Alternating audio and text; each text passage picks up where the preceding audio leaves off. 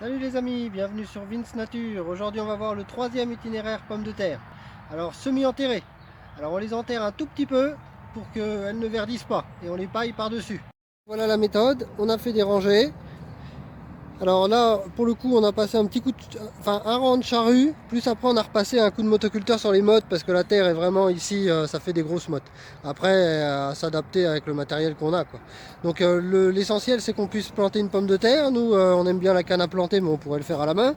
Donc on plante comme ça dans les rangs. Voilà. Après, on en met une deuxième là. Tac. La pomme de terre sera semi-enterrée, donc comme ceci. Je sais pas si on voit bien, celle-là on la voit mieux. Après on va repasser un petit coup de griffe histoire de ramener un peu les mottes, qu'elles soient un peu comme ça quoi. Et après on repaille comme là. Voilà. Voilà, les itinéraires pommes de terre touchent à leur fin. Alors je vais faire un récapitulatif des trois techniques. Alors la première technique, à fleur de terre, avec un paillage par-dessus assez conséquent, environ 40 cm, de la matière organique que vous souhaitez, fumier, paille, herbe de tonte, foin, broyade végétaux, compost même on peut imaginer. Le compost c'est un peu plus compliqué parce que il nourrit moins la vie du sol, c'est à dire que vous allez avoir un apport d'azote, d'engrais si vous voulez, plus vite, plus rapidement, mais par contre pour les prochaines années ça va rien vous apporter, ou très peu. Donc c'est bien, mais il faut en mettre tous les ans quoi. Donc voilà, et ça favorise moins les petits vers de terre, les bactéries, tout ça. Donc nous c'est pas qu'on n'aime pas, c'est qu'on s'en sert pas parce que déjà il faudrait l'acheter. Et ça peut être une bonne technique, mais vaut mieux apporter de la matière organique fraîche. Enfin nous on préfère. Deuxième technique sur bâche. Donc sur bâche, élimine les vivaces, lutte contre les vivaces, pas besoin de désherber, pas de verdissement. Donc méthode longue, coûteuse à cause de la bâche, faut fixer la bâche, il peut y avoir des risques de cisaillement des plants si les trous sont pas assez grands. Si vous avez les moyens d'acheter de la bâche tissée, c'est quand même mieux parce qu'elle laisse passer l'eau. Donc c'est quand même mieux de laisser passer l'eau partout sur le sol pour que tout le sol travaille en même temps, que toutes les vers de terre profitent de l'eau, que voilà, c'est mieux de laisser passer l'eau. Après nous c'est vraiment une question d'économie qu'on prend de la bâche en silage parce qu'elle est beaucoup moins chère. Sur les surfaces qu'on a, ça nous fait quand même une sacrée économie. Après la bâche tissée, par contre, si vous la mettez sur de l'herbe, j'y reviendrai après, sur de l'herbe ou des mauvaises herbes ou quelque chose comme ça, elle va mettre beaucoup de temps à éliminer l'herbe. Environ minimum 3 mois. À la rigueur, si vous marchez un peu dessus tous les jours, mais vous allez tasser le sol, quoi, donc c'est pas terrible non plus. Mais la bâche en silage, par contre, sur de la mauvaise herbe, un mois dessus, la mauvaise herbe est complètement étouffée. À peu près, hein. S'il fait chaud, ça va plus ou moins vite, quoi. Troisième méthode, semi-enterré. Donc semi-enterré, donc c'est un peu contraignant parce qu'il faut travailler un peu le sol. Faut les enterrer, faut les rebuter de paillage par-dessus, comme la première méthode. Mais par contre, on en a beaucoup moins de vertes. Et les pommes de terre prennent peut-être un peu plus rapidement racine, comme elles sont déjà dans la terre, dans l'humidité. Toutes ces techniques-là, alors elles sont très avantageuses parce qu'elles vont permettre, surtout les temps qu'on a maintenant, de garder l'humidité dans le sol, beaucoup d'humidité dans le sol. Elles vont vous apporter un apport, moi je dis d'engrais pour les amateurs, mais bon, elles vous apportent un apport de carbone. Le carbone apporte de l'azote et bien d'autres choses, des minéraux. Donc la paille c'est du carbone, plus c'est ligneux, donc plus c'est du bois, on va dire. J'essaye de faire un peu, parce que nous on a des mots, des termes un peu techniques que des fois tout le monde ne peut pas comprendre si on n'est pas du milieu. Donc plus c'est ligneux, donc plus c'est boisé, si vous voulez, herbacé c'est vert, de l'herbe, ligneux c'est marron, jaune, paille, bois. La paille est ligneuse, mais moins que le bois, et l'herbe est beaucoup moins ligneuse que la paille par exemple. Et donc plus c'est ligneux, plus vous allez avoir de carbone, plus vous allez avoir d'humus stable. C'est-à-dire que vous allez avoir un humus, de la matière organique qui va être stable dans le sol, stabilisé.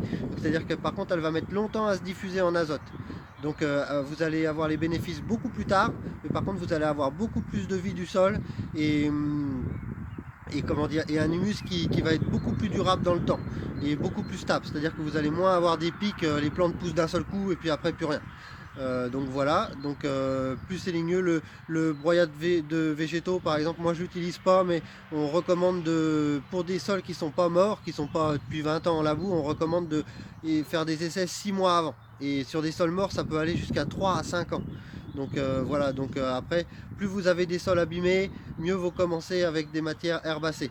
herbe de tonte, compost, même compost c'est ni l'un ni l'autre, mais c'est de la matière organique qui est déjà décomposée, donc on a mâché le travail à la terre en quelque sorte.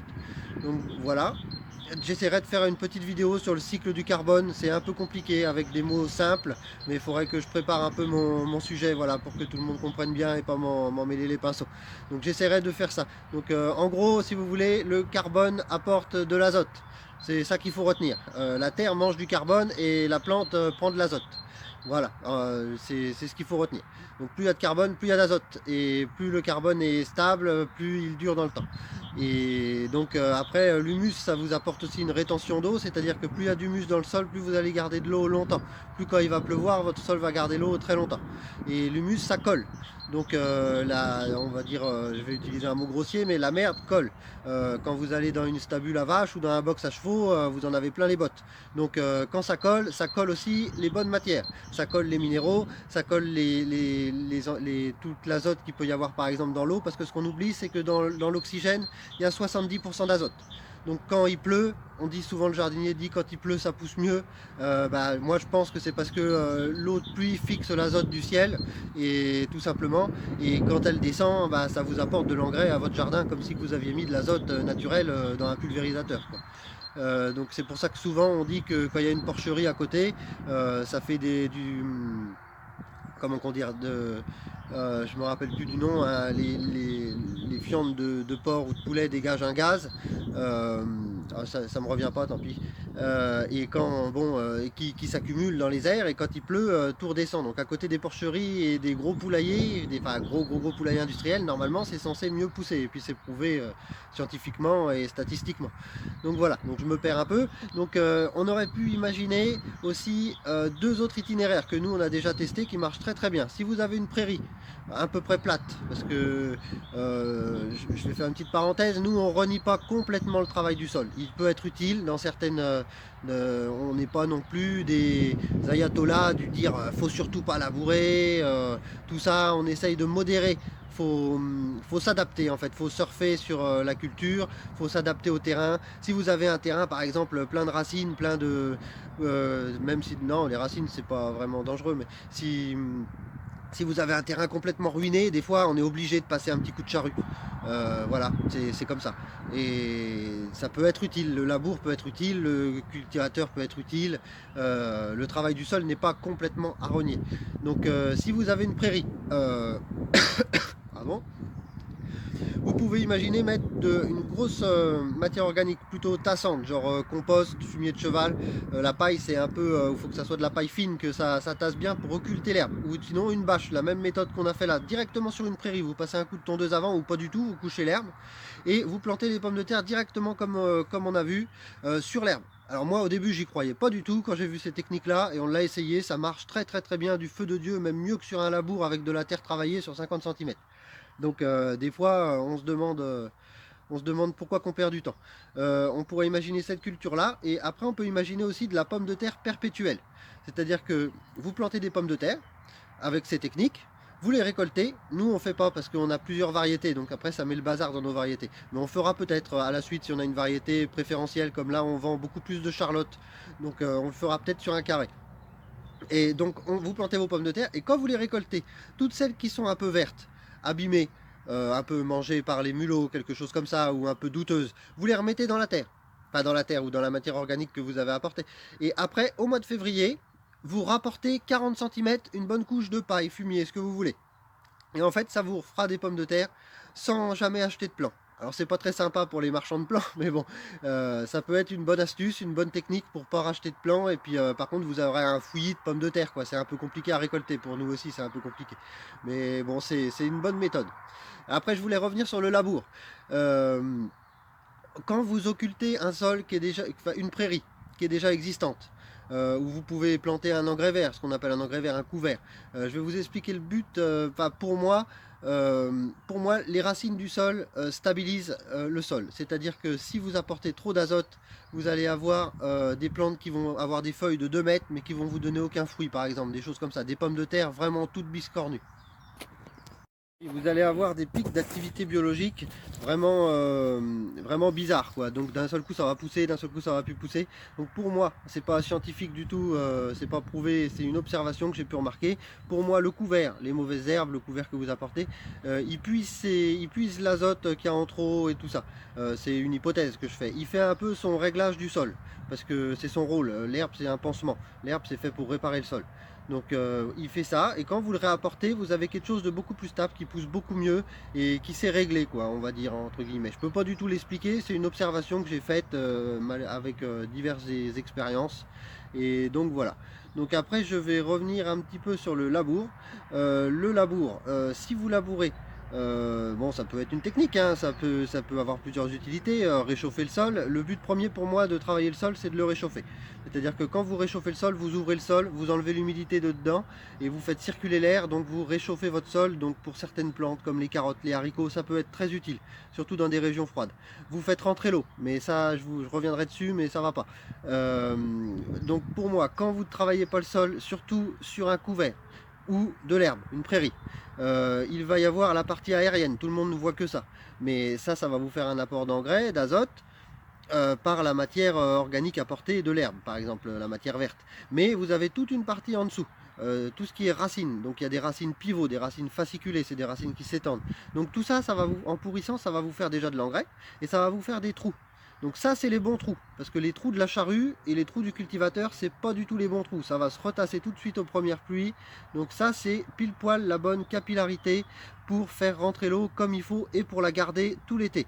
C'est étudié pour, c'est la nature, c'est fait comme ça, c'est bien fait la nature. C'est bien fait pour certaines choses, on va dire. Donc voilà, donc ne pas travailler le sol derrière un couvert ou une prairie, ça vous fait économiser énormément d'eau et vos plantes survivront même sans arroser. Après, je dis pas que vous aurez des rendements qui cassent les plafonds, mais vous aurez des plantes. Moi, j'ai fait des expériences en pleine sécheresse à 45 degrés, sans une goutte d'eau, les plantes poussent. Après, bon, il y a 3 tomates sur les pieds de tomates, par exemple, 2 courgettes sur les courgettes dans toute l'année, mais ça ne meurt pas. Qu'en labour, vous laissez une plante en plein soleil à 40 degrés, en terre nue, au bout du deuxième jour, elle est jaune, elle est foutue, elle est par terre. Donc c'est vraiment une technique très intéressante. Euh, donc voilà, après vous allez favoriser la vie du sol. Donc ça c'est quelque chose qui est très important aussi, la vie du sol. Je reviendrai, je referai des vidéos là-dessus. Il y a beaucoup à dire, je pourrais pas expliquer ça en une fois tout de suite. Donc la vie du sol c'est très important à retenir. Après, il y a d'autres facteurs, la biodiversité. C'est-à-dire que moi, tout le monde a peur sur les pommes de terre des dorifores. Moi j'ai des dorifores tous les ans, ça ne m'inquiète pas du tout. Ils mangent un petit peu et au bout d'un moment ils s'en vont tout seuls ou ils se font manger par des prédateurs. Je sais pas lesquels parce que j'ai pas eu le temps de me renseigner, j'ai pas trouvé vraiment de prédateurs aux dorifores. Mais bon, il y en a peut-être qu'on connaît pas, on ne sait pas tout. Il n'y a pas des gens qui s'amusent toute la journée à... Enfin si, il y en a, mais c'est vraiment peu développé, quoi. Donc la biodiversité, favoriser des endroits avec des insectes, ça peut vous apporter aussi le contraire, hein, des choses qui vous mangent vos plantes. Mais bon, favoriser la biodiversité, ça peut être une bonne technique aussi pour éviter les ravageurs. Par exemple, moi les dorifores, en terre nue, j'ai vu des champs de dorifores complètement ravagés en 3 jours. Moi les dorifores, il y en a tous les ans ils s'en vont tout seuls. Et ça ne m'abîme pas du tout les plants de patates, on a des rendements corrects. Bon après, c'est sûr que si on apportait une tonne d'azote, une tonne d'eau et tout ça, on aurait des rendements beaucoup bien meilleurs, mais c'est pas dans notre but. Donc voilà, donc faut essayer de faire avec, essayer de naviguer ou surfer sur les techniques en essayant d'avoir le meilleur rendu possible, en essayant de respecter le maximum la nature, de respecter le maximum les petites choses, parce que dès qu'on dérègle quelque chose, on en dérègle une autre. Donc le mieux, ça serait de rien toucher, mais bon, on est comme ça, on est là, on est obligé de manger. Donc voilà, et on essaye de nourrir les gens et de faire des produits de qualité qui sont nutritifs et sans manger un tas de cochonneries, quoi. Donc on fait des expériences, on essaye, c'est le but de la chaîne. Et donc voilà, les pommes de terre c'est terminé. On vous tiendra au courant du cours de culture et de la récolte, tout ça, donc il faudra attendre un petit peu. Voilà, n'hésitez pas à vous abonner pour suivre tout ça. Mettez un petit pouce, un commentaire, posez des questions. On est là pour ça. À bientôt!